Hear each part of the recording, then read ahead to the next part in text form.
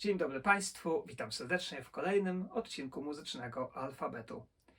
Dzisiaj alla turca, a więc w stylu tureckim. I oczywiście co nam się nasuwa od razu do głowy, a jakże słynny, chyba najsłynniejszy utwór muzyki klasycznej czy muzyki w ogóle, słynne alla turca Wolfganga Amadeusza Mozarta.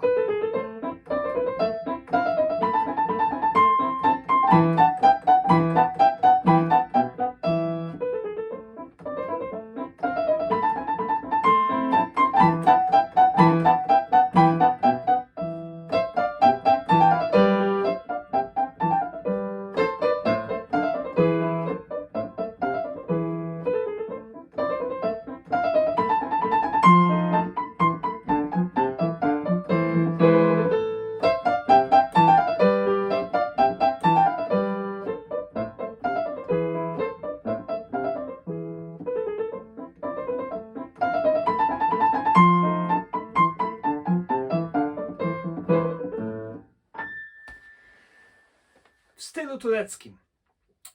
Określenie powstało właśnie tak naprawdę w okresie właśnie życia Mozarta, młodego, kiedy to muzyka, kiedy to w ogóle kultura turecka stała się w Europie bardzo popularna, modna. I muzyka, zwłaszcza właśnie marsze przede wszystkim tureckich armii, tureckie armie przechodziły i grały swoją muzykę taką charakterystyczną, bardzo zainspirowały wielu kompozytorów, nie tylko Mozarta. A propos tego utworu, warto wiedzieć i trzeba to powiedzieć w tym odcinku, że nie jest to utwór samodzielny. Myślę, że wielu z Państwa już to wie, ale dla tych z Państwa, którzy tego nie wiedzieli, to od dzisiaj już wiedzą. Jest to trzecia część sonaty fortepianowej, a więc utworu kilkuczęściowego, sonaty fortepianowej A-dur, w sonacji A-dur, a więc ostatnia, finalna część tej sonaty. Wpada ona tak bardzo w ucho, że stała się tak naprawdę samodzielnym utworem. Tym niemniej, tak naprawdę pełnia treści tego alla turca jest dopiero wtedy, kiedy jest ona ukoronowaniem dwóch części poprzednich.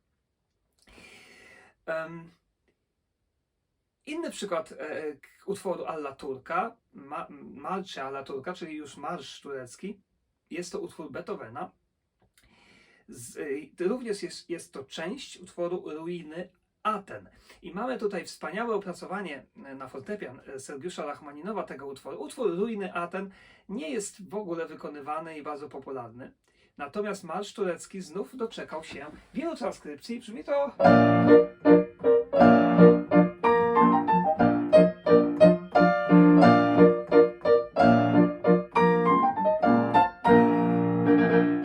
I tak dalej. Myślę, że Państwo to na pewno słyszeli, gdzieś to nam w głowie wibruje i znamy. Oczywiście jest dużo więcej przykładów muzyki tureckiej i tutaj zabawa dla tych z Państwa, którzy są zainteresowani tego typu rozrywkami.